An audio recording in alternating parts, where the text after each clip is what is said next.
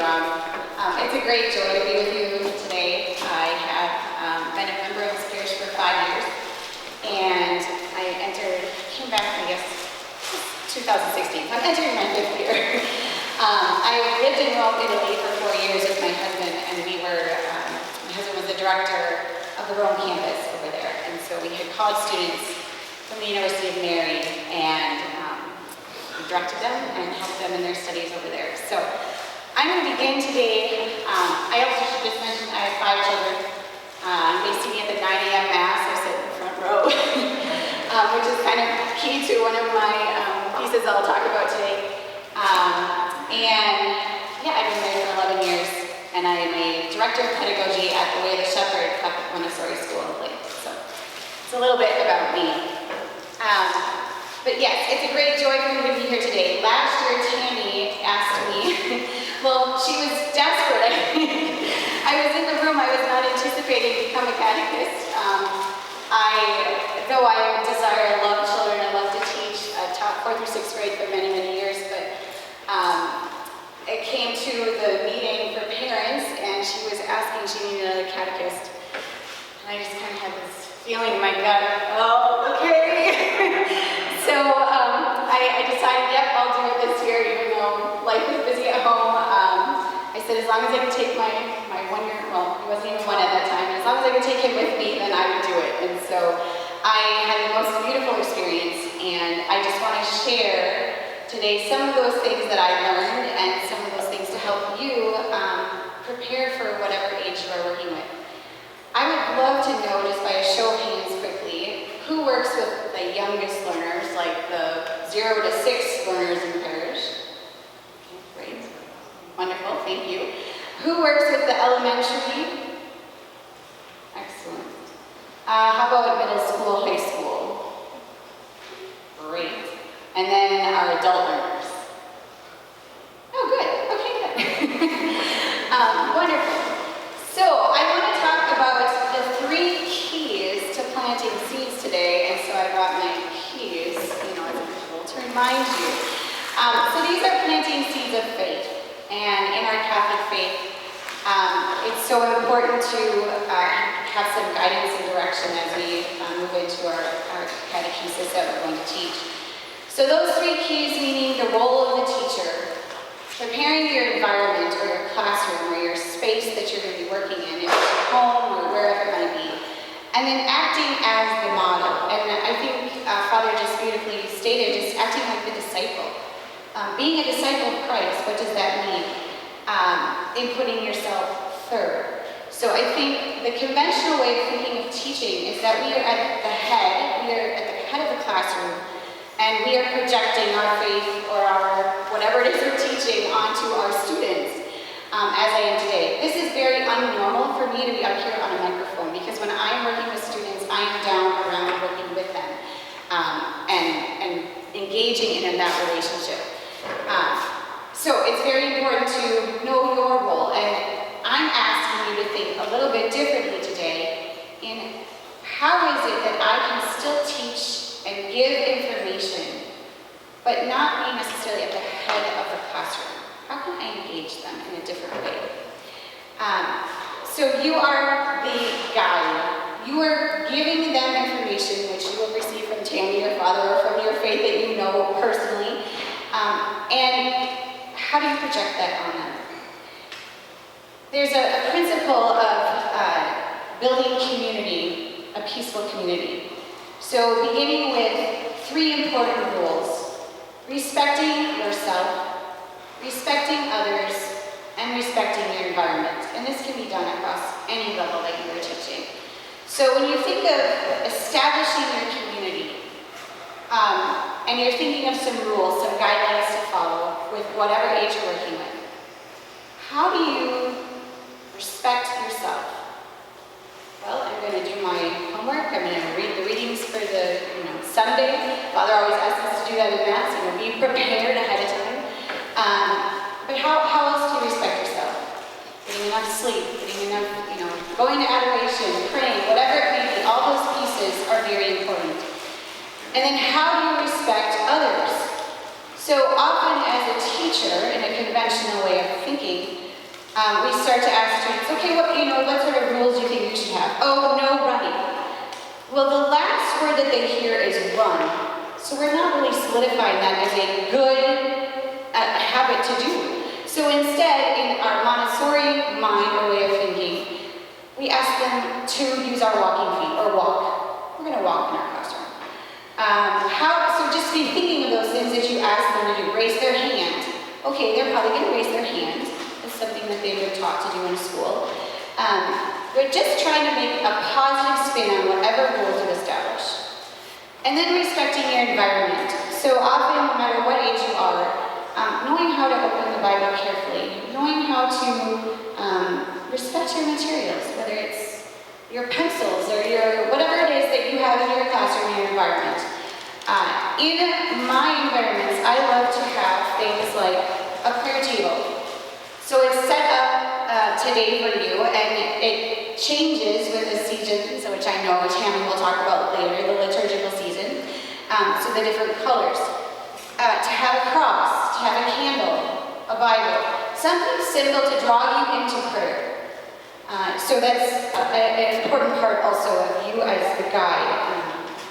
And then knowing what your objectives are. So what are the things that you are being asked to teach? What are those specific objectives? I know last year in my experience, I learned that I went with objectives and I very seriously made an attempt to make sure I got those in every class, but there was also other things to do. But I know that one of the other catechists felt that, so I was teaching sacramental prep, and she felt that the children really needed to know how to hold their hands to go to communion, so she practiced that over and over for several class periods. Yes, that's important, but what is even more important? I challenge you, what's more important when we're learning about First Communion and the First Sacrament? Well, I need to have a relationship with Jesus. So it's knowing your audience, knowing who you're working with. So building that relationship by bringing them to the Adoration Chapel, or teaching them how to say a decade of the Rosary. So building that is very, very important.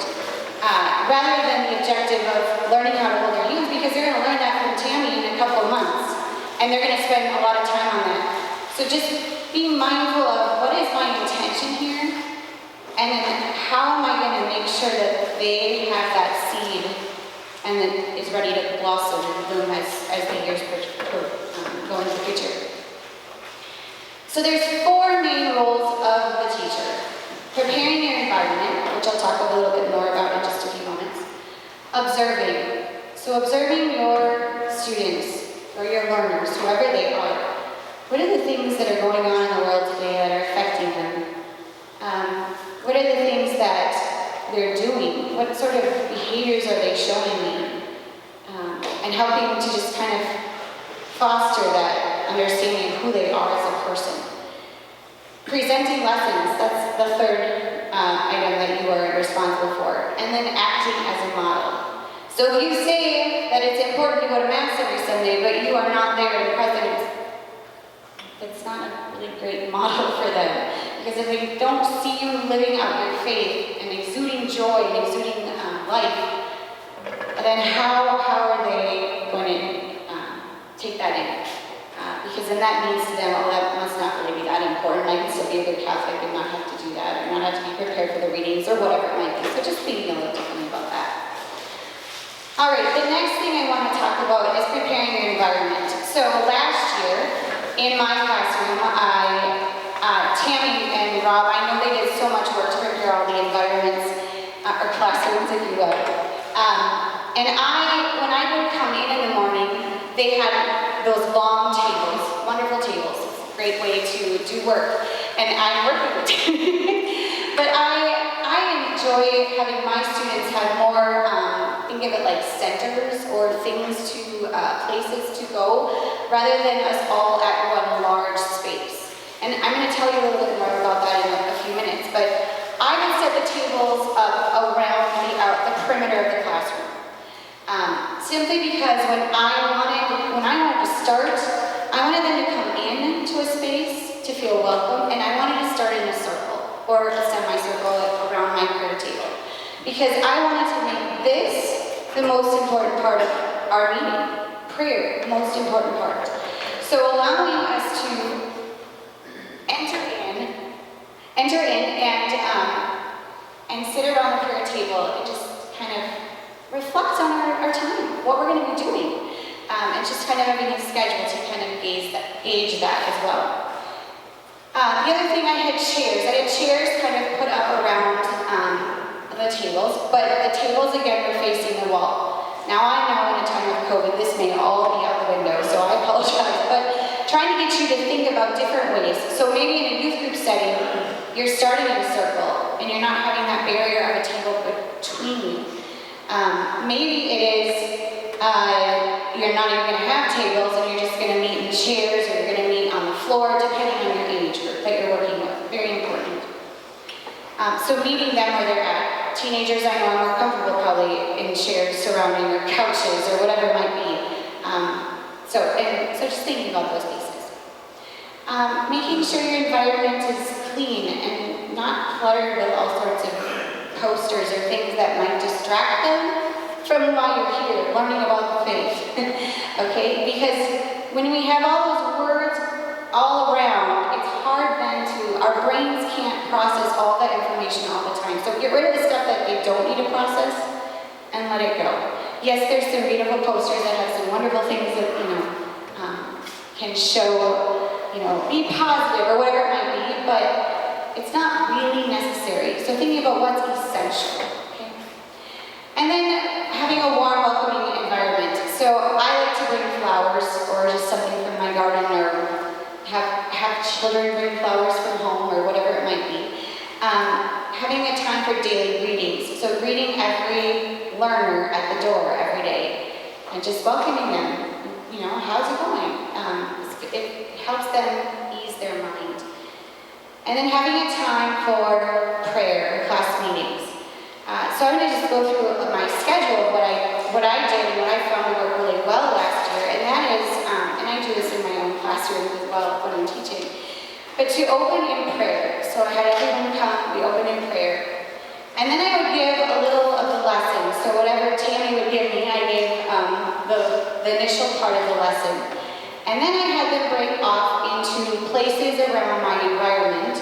And one of them was studying the saints of the day. So I always tried, or thinking ahead, because it was a 2-week window, of who the saints were going to be in the next week or two. So St. Therese is coming up. So I would have a saint. And then just talking about, or having a place for the activity. So she would give us an activity of something to do. So maybe it's taping or coloring or figuring out a crossword puzzle, whatever it is. So I had a few of those stations. And then I had one of the same cards. And then any additional books that I may have found. This is more for my younger learners, but certainly there's resources available at all age levels to bring in and have accessible for students about the topics that you are meeting, that you're going to be discussing. And then I also had one, Tammy was so good about having like a snack time, or a snack. So instead of us all eating snack at the same time, because we don't all have the same need of snack at a specific time, so giving a space at the end of one of my tables so that they could choose. So when we broke out in that time from prayer and the lesson to the breakout, they spent the majority of their time in the breakout sessions, and I'll tell you why in just a moment. It's important then, if you have those centers, to allow maybe a certain number of children to only be present at each one of those. Because that allows the child to go deeper into whatever they're doing, rather than having so much conversation about what I did last night or what I ate for supper or what I'm going to do in the future. But focus now on what it is that you are working, what you really want them to get out of that session. Once I was finished with that, I would then call them back after a period of time, after I noticed that they had gotten through all of the centers, and we would finish up with one of the other lesson pieces. So whether it was a component of a skit or whatever it might be, we would do that in a full group and then end in closing prayer. With the prayer, I highly recommend, at whatever age you are, that you have a student or two or a learner partake in doing the prayer. So being the prayer leader, reading the readings for the day, preparing a song ahead of time, preparing petitions or whatever it may be. And within prayer, One of the ways I love to build that relationship, because you only see them every few weeks and you're not able to really develop a strong relationship necessarily if it's that time, I found that having them in prayer go around and give me a petition helped me to know what's on their heart and what's on their mind. And then that was able for me to then build that relationship over time. Hey, how's your grandpa doing? I know that you said last time in prayer that he was suffering from a heart attack.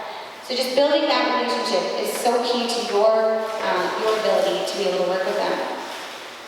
I also found that working with students who had different needs, so everyone has a different need, and some are more challenging than others. And it allowed, during those breakout sessions, it allowed that time for me then to work with that specific child or those specific people that had different needs. And I wouldn't have been able to do that if we're all sitting around the table doing the same thing, because it's a lot easier then for that child to feel isolated or that I'm picking on them or whatever the case may be. So by allowing that breakout session time, it allowed me to meet with each of my learners and to observe and see what their needs are. And it was through those observations that I then learned, oh, they don't know what the Divine Mercy Chaplet is. Oh, they've never been to the Adoration Chapel. So some of these pieces that I felt important components to also know, in addition to those objectives I was supposed to be teaching that day, I was able to then bring that in.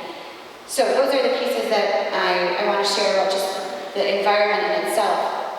And then you acting as the model. So your appearance and your dress. If you're wearing jeans to church every Sunday, maybe that's all you have, and that's fine. But how do we want to dress? If we are seeing and going to be receiving Jesus, how much do we put him up and us down? How much do we really raise him up and make him the center of our life? So let's dress so that we are showing ourselves as this is something of importance. Not sure. How do you want them to talk to you? So at each age, it's going to be different. So perhaps if you are working with junior high or high school students, you may have, I don't know, maybe they just call you by your first name. And then it just depends on how you want to be addressed. But to know that it's important to establish that at the beginning as well. Having respect for the child. So honoring them. How do we respect them? By figuring out what they need, or the learner, I should say. How do we help them notice that we respect them? So asking how they're doing. Creating a space and time for each student in our classroom. Making sure that the materials are age appropriate and that they're accessible for them. Your voice level. So are you needing to get the attention of everyone? In our Montessori method, we use a bell, just a simple bell to call their attention. Perhaps in junior high, middle school, it might be necessary for a whistle, I don't know. But just how do we call them, thinking that through and preparing our environment as well. And then as Father was just mentioning, the need for order. So when things are in order, we feel at peace. And so how are we going to create that peaceful atmosphere for students in our care? And then the role of the assistant. So I just want to briefly touch on that. And if you have an assistant or an aide, how are you, during your breakout session, I want you to think about it like, if you're going to adoration and you're assistant and you are talking outside the adoration, I was golfing yesterday with my husband and we were just having a great time, but you're supposed to have the rest of the class focusing on our adoration. It doesn't go very well for that person focusing. So just keeping in mind that if you are an assistant or an aide and you're in the classroom, that time when they're out in those breakout sessions or in those discussion groups or whatever it may be, because there's a time and place for all of that, how are you also working with your assistant? And I would suggest that the assistant is also going around and just helping students and not being overly obtrusive in your classroom and being the head, but rather we put ourselves as third in the classroom, right? God, our students, and then us. I'm an skip over the discipline piece because I don't think it's probably necessary at this point. But I do want to just mention, maybe some of you have seen a learning pyramid of how you remember, what sort of information you remember over time. So from any given presentation, today it says, you're probably only going to remember maybe 5% of my presentation, what I say. You may remember less, I don't know. But reading something, you retain about 10% of items that you read, books that you read. Audio-visual, you retain about 20%. So if it's a video or something that you are showing, the student is only likely to actually to pick up 20% of that information. When something is demonstrated, we recall about 30% of information. And as you can see, we're going up. A discussion. So if you have a discussion at your table, you are more likely, and about 50% more likely to understand the material. If you practice doing something with materials, you are more likely, you are 75% more likely to work and understand and to acknowledge the material you're trying to learn. And if you teach others, you are 90% more likely to understand the material. So just keeping kind of that pyramid in mind, that it's important for students to have discussion, it's important for them to teach others. So maybe it's something they're going to go home and share with their families. Yeah, right? Yeah, and so I tried to have my students this past year, with a rosary, I'm going to teach you this decade, and I want you to go home and show mom and dad. Or I want you to go home and find the Bible in your house. Because some of them hadn't seen a Bible. They knew that that was the nicest Bible that their grandmother gave them, and they couldn't touch it. Okay, well, let's find a Bible for you that you could actually open and touch. Some of my greatest pieces that I really just enjoyed watching, the aha moments, as we call them in Montessori, was watching kids learn where the books of the Bible were, or opening the catechism. They hadn't seen a catechism. So opening that up, why is it important that we are doing these things that we are supposed to be doing in church, and why do we follow these rules and so forth? Those are some of my greatest impressions that I feel I was able to share with my students. Okay, so here's what I want you to do, because discussion helps you retain and learn. I want you to think about the learners that you're going to be working with, and I have 3 questions for you to just discuss with your table for just a few minutes. I don't know what my time is. Okay. I want you to discuss these 3 things. So, how do I intend to meet the needs of my learners? What do I observe today as the most important components of faith that I need to pass on? And then what are the major components? So what do I observe? And then what is the church saying out of the major components? Okay? So just take a few minutes, discuss amongst your table, and then we'll have just a few moments to